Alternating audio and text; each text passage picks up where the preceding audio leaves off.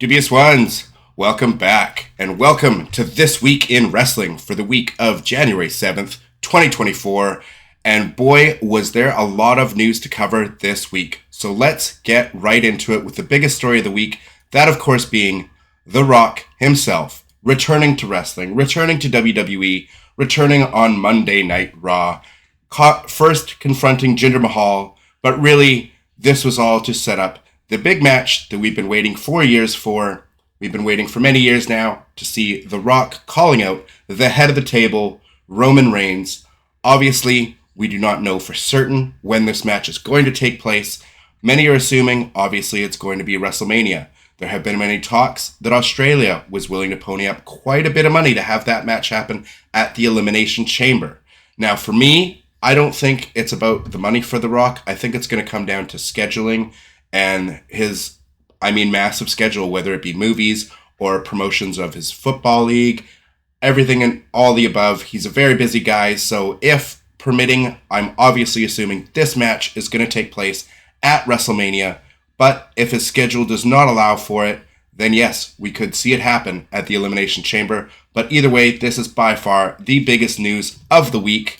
Next up, another big story we had this week, of course, was we got a brand new AEW World Champion just over a week ago, last Saturday, at AEW World's End, but it needed to be talked about.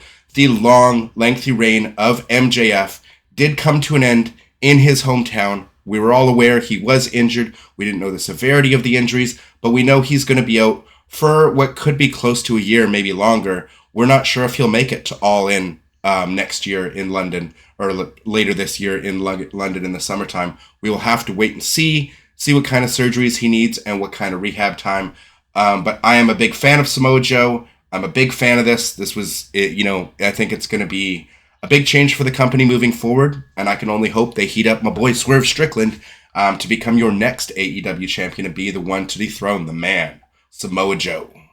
Next up, we also, of course, got the Devil reveal, where we got the Undisputed Kingdom, being Adam Cole being the Devil, obviously Roddy Strong, we got Wardlow over here, and we got Mike Bennett and Matt Taven over here as the ROH Tag Team Champions now, as we found out they were the masked men who took the tag belts off of Joe and MJF. So again, huge news. The Devil reveal finally came, fell a little bit flat, but long-term booking, we knew from the beginning it was likely supposed to be Adam Cole, and this is where it was supposed to go all along. So not a giant surprise, just kind of an underwhelming situation by the time the amount they built it up to have it end the pay-per-view like this did fall a little bit flat for me personally, but either way, we finally got the big reveal. Now, in other news in wrestling, we found out that AEW star Kota Ibushi, exclusive here from Wrestling Inc. here. Much love to them, as I've got a lot of my news listed here from them. But we found out that Kota Ibushi was injured in a match with excuse my pronunciation of Nomiichi Marufuji. He suffered injuries to both ankles and was rushed to hospital soon after the event in Noah. Noah revealed that Ibushi was diagnosed with a right tibiofibular ligament tear and a lateral ligament complex injury in his right ankle. Kota Ibushi will likely be undergoing surgery on the right ligament, and there should be a release with more details soon. We have no idea how long he's going to be out for. This is a huge blow, as he was just starting to get some wheels behind him in his time with AEW. Obviously, the Kenny Omega injury and having diverticulitis and being sidelined himself. We didn't know where Kota Ibushi was going to be figured in next in AEW, but this is a huge blow. Very, very sad to see, as he is an incredible performer. And it just looks like since he came back to wrestling, he's never been at 100%. So really hoping for Kota Ibushi's sake, he's able to get the surgeries he needs, heal up well, and come back stronger than ever. But again, very, very sad news. Next up is a huge shocker, as we have heard that Kevin Dunn, the ultimate Vince McMahon guy in that company, is done with the WWE. Is this a giant surprise now that Vince McMahon has been essentially slowly pushed out of the WWE? Not really, with the refiguring with everybody from TKO. It's not the most giant surprise in the world, except for the fact that you never really thought Kevin Dunn and his 1 million camera cuts per second would ever be leaving the WWE. So this is definitely huge, huge news. I don't necessarily know what a huge blow it is to WWE, because I'm sure they have, with TKO involved and everything else, they have lots of people to fill in these departments. But I mean, someone who's been such a poster boy for, Vince McMahon's WWE since he's owned the company, really. He's been there forever. And yeah, it was just a big shocker hearing that he is finished with WWE. And now in some stranger news, we got Velveteen Dream, Patrick Clark, someone we haven't heard in the news in a very long time, now releasing an apology video. Not admitting to any of the claims that were made against him, the alleged claims that did come out against him, but we know he hasn't been seen in wrestling since these allegations came out years ago.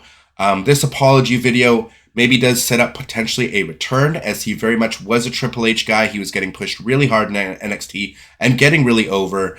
So we'll have to see what the future holds for Patrick Clark, for the Velveteen Dream, and see what happens there.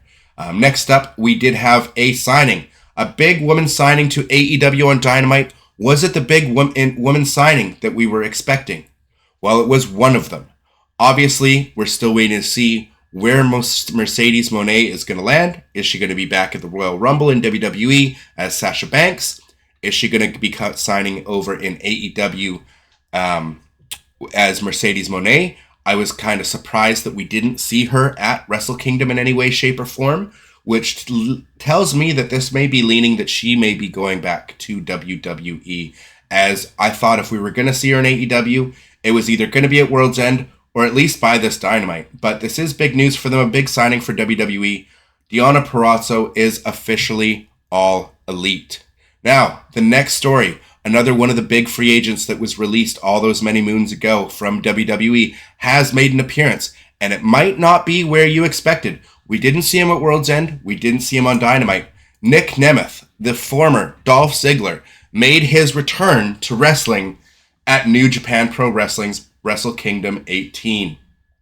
He came out with his brother. Him and Ryan Nemeth were both seated by the commentary booth, I guess, or a special area like in front of the fans, exclusive seating. It basically looked like where the commentary booths would be in New Japan. But he just sat there for a couple of matches. He didn't come out at the start of this match, so we were wondering what was going on there. But it was a shocker. The shocker to me being David Finlay managing to beat not only Jon Moxley, but also Will Ospreay in a triple threat match for the IWGP, newly minted IWGP Global Championship, as they've nixed both their UK and the US title and has now christened it the IWGP Global Championship. So David Finlay already immediately having his first opponent, or his first major feud for that title, coming out of that match, as he feuded with Nick Nemeth, as you can see here. It was quite the confrontation. They started going at it. I don't want to show too much of this because I don't want to get any issues with copyright, but as you can see, they really went at it immediately after the matchup, and then afterwards as well. If you check out the post-fight press scrum from Wrestle Kingdom, you'll see in David Finlay's interview, as they were interviewing him afterwards, Nick Nemeth jumped over, ran in there, jumped him, and they started brawling all over again in the post-fight scrum, really heating up this feud, as I guess obviously it's going to be his next big feud here in New Japan. So Nick Nemeth, is he coming to AEW? Who knows? We will see. Obviously, we had other AEW names on this Wrestle Kingdom card. So is it a possibility that we still see Nick Nemeth coming to AEW? Definitely a possibility, but right now it looks like his sets are set on David Finlay and the IWGP Global Championship in New Japan for now. In other Wrestle Kingdom news, we had Bryan Danielson versus Okada, the big rematch from, it wasn't Wrestle Dream, it was from Forbidden Door this past year, where this was actually where Okada had broken the arm of Bryan Danielson when he did the elbow drop off the top and hit him with a pin of his elbow. Danielson still able to pull off that amazing submission victory. One of the matches of the year, in my opinion, was an amazing match they had last year. And this match itself also did not disappoint one bit. An incredible match between the two, but Okada was able to avenge his loss to Danielson, to the American Dragon. And now they're up one apiece, and we just have to wonder, because it's probably coming down the line. When will they have their rubber match, and where will it be held? Will it be held at the next Forbidden Door? Will it be held at the next Wrestle Dream? Could it be held in New Japan? Could it be held at All In? We don't know. We'll just have to wait and see. But this definitely was the co-main event of the evening for Wrestle Kingdom, and in my opinion was one of the matches of the night by far.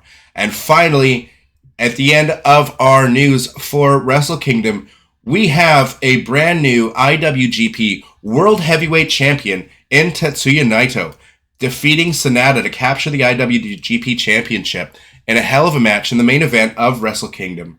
And yeah, I think he deserves it. I don't follow New Japan Pro Wrestling on a week-to-week basis. I usually just catch the Wrestle Kingdoms and then catch up for the Forbidden Door and Wrestle Dream cards with AEW.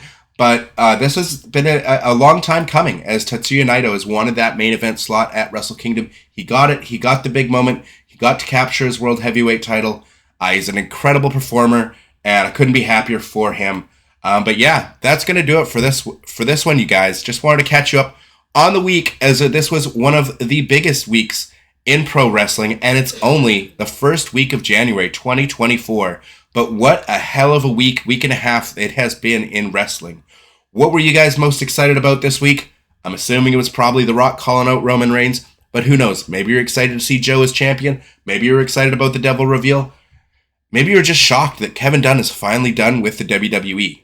Regardless, please leave your comments down below. Give me a like and subscribe to the channel if you aren't already. And we will catch you next week for the next edition of This Week in Wrestling. But that's it for now. Dubious ones, take care. Peace.